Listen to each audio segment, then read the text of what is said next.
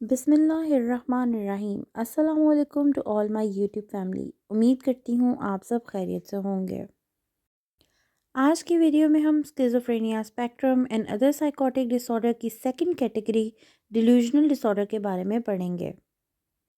مندرجہ ذیل تصویر میں اسکیزوفرینیا کی تمام کیٹیگریز اور ان کے بارے میں تھوڑی بہت تفصیل لکھی گئی ہے۔ آگے آنے والی ویڈیوز میں ہم ان تمام کیٹیگریز کو بہت تفصیلاً دیکھنے والے ہیں۔ اب چلتے ہیں ہم آج کے ٹاپک کی طرف، جو کہ ہے ڈیلیوژنل ڈس آرڈر۔ سب سے پہلے ہم اس کا ڈائگنوسٹک کرائٹیریا دیکھ لیتے ہیں۔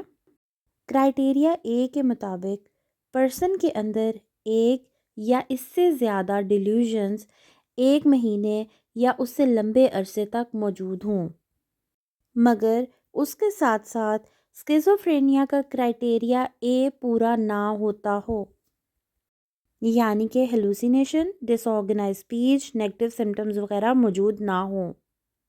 یعنی اس کا مطلب یہ ہے کہ پیشنٹ کے اندر صرف ڈیلیوژنز موجود ہوں۔ نوٹ: اگر پیشنٹ کے اندر ہیلوسینیشن موجود ہو تو وہ زیادہ نمایاں نہیں ہونی چاہیے اور ڈیلیوژن کے ٹاپک سے ریلیٹڈ ہونی چاہیے۔ جیسے کہ اگر کسی شخص کو اس بات کا ڈیلیوژن ہے کہ اس کے جسم میں کیڑے ہیں، تو اس کو یہ لگے گا اور یہ ہیلوسینیشن ہوگی کہ اس کے جسم کے اوپر کیڑے چل رہے ہیں۔ کرائٹیریا نمبر سی کے مطابق انسان کے اندر ڈیلیوژنز ہونے کے باوجود بھی اس کی روزمرہ زندگی کے کام کرنے کی صلاحیت زیادہ متاثر نہیں ہوتی، یعنی اس شخص کا رویہ عجیب یا غلط نہیں لگتا۔ کرائٹیریا نمبر ڈی کے مطابق اگر پیشنٹ کے اندر مینک یا میجر ڈپریسو ایپیسوڈ اکر ہوگی تو اس کی ڈیوریشن ڈیلیوژنل پیریڈ کی نسبت بہت کم ہوگی۔ مثال کے طور پر ڈیلیوژنز 6 مہینے تک رہیں گے جبکہ ڈپریشن کچھ ہفتوں تک۔ کرائٹیریا نمبر ای کے مطابق جو بھی یہ ڈسٹربنس آ رہی ہے، یہ کسی اور سائیکولوجیکل ایفیکٹ، کسی سبسٹانس یا کسی اور میڈیکل کنڈیشن کی وجہ سے نہیں ہوگی، اور نہ ہی اس کو کسی اور ڈس آرڈر کے تھرو صحیح طریقے سے ایکسپلین کیا جا سکے گا، جیسے کہ باڈی ڈسمورفک ڈس آرڈر یا obsessive compulsive ڈس آرڈر۔ اب ہم ڈیلیوژنل ڈس آرڈر کے اسپیسیفائرز اور سب ٹائپس دیکھ لیتے ہیں۔ Number 1، ایروٹومینک type. اس ڈیلیوژن میں پرسن کو لگتا ہے کہ کوئی دوسرا پرسن اس سے گہری محبت کے اندر ہے۔ Second, گرینڈیوس type. اس میں انسان کو اس بات کا ڈیلیوژن ہوتا ہے کہ اس کے اندر کوئی بہت بڑا ہنر موجود ہے یا اس کے پاس کوئی بہت بڑا علم موجود ہے، جو کہ ایسا حقیقت میں نہیں ہوتا۔ تھرڈ، جیلس ٹائپ، جس کے اندر پرسن کو لگتا ہے کہ اس کا اسپاؤس جو ہے وہ انفیتھفل ہے۔ نیکسٹ ہے پرسیکیوٹری ٹائپ، جس کے اندر انسان کو لگتا ہے کہ اس کو کوئی نقصان پہنچانے والا ہے، اس کو ہیراس کیا جا رہا ہے یا اس کو کوئی ٹارگٹ کرنے والا ہے۔ پھر آتی ہے سومیٹک ٹائپ۔ اس میں انسان کو اپنے باڈیلی فنکشنز اور سینسیشن سے متعلق کوئی نہ کوئی ڈیلیوژن موجود ہوتا ہے۔ پھر آتی ہے مکسڈ ٹائپ۔ اس ٹائپ کے اندر کوئی خاص ایک ڈیلیوژنل تھیم پری ڈومیننٹ نہیں ہوتی، یعنی ایک سے زیادہ ڈیلیوژنز موجود ہوتے ہیں، کوئی ایک تھیم نہیں ہوتی ڈیلیوژن کی۔ اس کے بعد آتی ہے انسپیسیفائڈ ٹائپ۔ اس کے اندر ڈیلیوژن کا کوئی مین ٹاپک واضح نہیں ہوتا، نہ ہی اس کا ڈیلیوژن جو ہے وہ کسی ایک خاص کیٹیگری کے اندر فٹ ہو رہا ہوتا ہے۔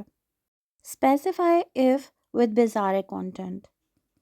ایسا ڈیلیوژن جو کہ بہت اسٹرینج، امپاسبل اور ریئل لائف ایکسپیرینس سے نہیں ہوتا، جیسے کہ کسی انسان کو یہ بات کا بلیو ہونا کہ کسی نے اس کی سرجری کے بغیر جسم کا کوئی آرگن جیسے گردہ وغیرہ نکال لیا ہے۔ اب ہم بات کرتے ہیں specify course after 1 year of illness۔ اس میں ہم یہ چیز ڈسکرائب کرتے ہیں کہ 1 سال گزرنے کے بعد النس کے اندر کیا پروگریس ہوئی ہے اور کیا چینجز آئی ہیں۔ First episode acute. یہ اسپیسیفائر ہم تب دیتے ہیں جب پہلی دفعہ تمام علامات واضح طور پر سامنے آتی ہیں۔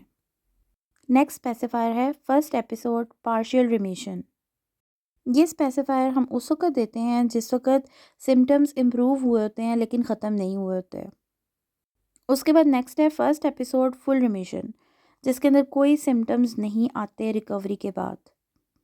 نیکسٹ اسپیسیفائر ہے ملٹیپل ایپیسوڈز ایکیوٹ، جس کے اندر سمٹمز دوبارہ جو ہے وہ ریٹرن ہو جاتے ہیں اور سمٹمز بہت زیادہ اسٹرانگ ہوتے ہیں۔ پھر آتا ہے multiple episodes partial remission. Recovery ہونے کے بعد پھر سمٹمز آتے ہیں اور پھر سمٹمز کے اندر امپروومنٹ ہوتی ہے. اس وقت ہم پیشنٹ کو یہ اسپیسیفائر دیتے ہیں. پھر آتا ہے ملٹیپل ایپیسوڈس فل ریمیشن. اس میں ایپیسوڈس کے درمیان کوئی بھی سمٹم موجود نہیں ہوتا پیشنٹ کو. پھر آتے ہیں کانٹینیوس اسپیسیفائر. اس کے اندر پیشنٹ کے سمٹمز لمبے عرصے تک موجود رہتے ہیں اور اس کے درمیان بہت شارٹ بریکس آتی ہیں. اس کے بعد نیکسٹ ہے انسپیسیفائڈ. اس کے اندر مرض کا دور یا حالت واضح طور پر معلوم ہی نہیں ہوتی. اب ہم بات کرتے ہیں اس کے ڈائگنوسٹک فیچرز کے بارے میں. ڈیلوژنل ڈس آرڈر کے اندر ایک یا ایک سے زیادہ فکسڈ ڈیلوژن 1 مہینے تک ایٹ لیسٹ موجود ہوتے ہیں. اس کے اندر اسکیزوفرینیا کے کوئی سمٹمز موجود نہیں ہوتے. موسٹلی انسان کی ڈیلی فنکشننگ نارمل ہوتی ہے.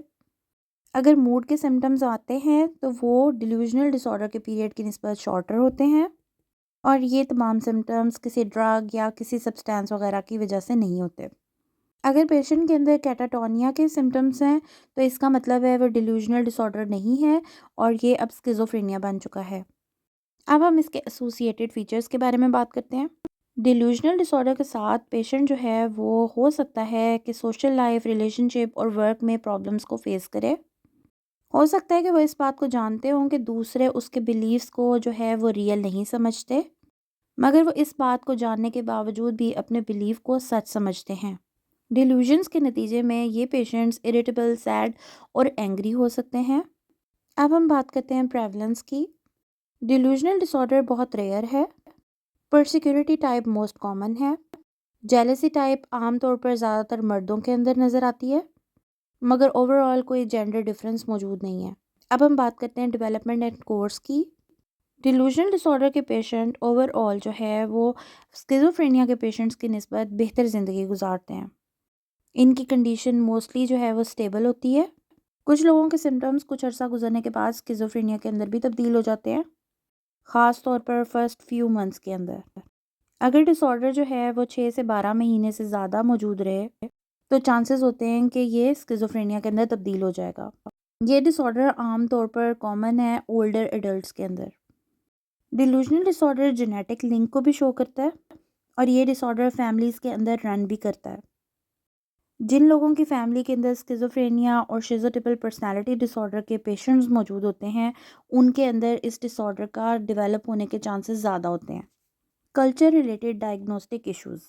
کسی بھی پرسن کو ڈائگنوز کرنے سے پہلے اس کے کلچر اور اس کے ریلیجیس بیک گراؤنڈ کو دیکھنا بہت ضروری ہے، کیونکہ کچھ چیزیں کسی ایک کلچر میں نارمل ہوتی ہیں اور دوسرے کلچر میں اس کو نارمل نہیں سمجھا جاتا. کچھ بلیوز انسان کے کلچر اور اس کے ریلیجیس کا حصہ ہوتے ہیں، اس لیے تھیمز اور کانٹینٹ آف ڈیلوژن جو ہے وہ ڈفرینٹ ہو سکتے ہیں ڈفرینٹ کلچرز کے اندر. اب ہم بات کرتے ہیں functional consequences of delusional dish order. ان کی ڈیلی فنکشننگ پھر بھی بہتر ہوتی ہے، لیکن ہو سکتا ہے کہ ان کو ورک پرابلم اور سوشل آئسولیشن کا سامنا کرنا پڑے. اگر ڈیلیوژنس کو جو ہے وہ ڈسکس نہ کیا جائے تو یہ دیکھنے میں اور ان کے بیہیویئر میں یہ لوگ نارمل لگتے ہیں، اور آدمیوں کے اندر اس کے سمٹمز جو ہیں وہ زیادہ سویر ہوتے ہیں ایز کمپیئر ٹو وومن. اب ہم اس کے ڈفرینشیل ڈائگنوسس کو دیکھ لیتے ہیں. ڈفرینشیل ڈائگنوسس میں ہم بیسکلی وہ ڈس آرڈرز دیکھتے ہیں جن کے اندر سملر کچھ سمٹمز موجود ہوتے ہیں، لیکن یہ دونوں ایک دوسرے سے ٹوٹلی مختلف ہوتے ہیں. Number 1، obsessive compulsive disorder with absent insight.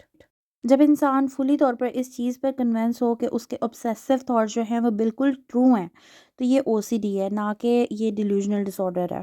Next ہے body dysmorphic disorder with absent insight. اگر انسان کو بغیر کسی ریزن کے لگے کہ اس کے باڈی کے پارٹس جو ہیں ایب نارمل ہیں اور وہ اس چیز کے اوپر بلیو کرتا ہے، تو یہ باڈی ڈسمورفک ڈس آرڈر کے سمٹم ہیں. نیکسٹ ہے میجر نیورو کوگنیٹیو ڈس آرڈر، یعنی برین کی کوئی انجری کی وجہ سے انسان کے اندر ڈیلیوژنز آنا شروع ہو گئے ہیں. پھر آتا ہے سبسٹینس میڈیکیشن انڈیوس سائیکوٹک ڈس آرڈرز. ادویات کے اثر کی وجہ سے جو ڈیلیوژنز آتے ہیں وہ اس کیٹیگری کے اندر آتے ہیں. نیکسٹ ہے اسکیزوفرینیا اور شیزوفرینیفارم ڈس آرڈر.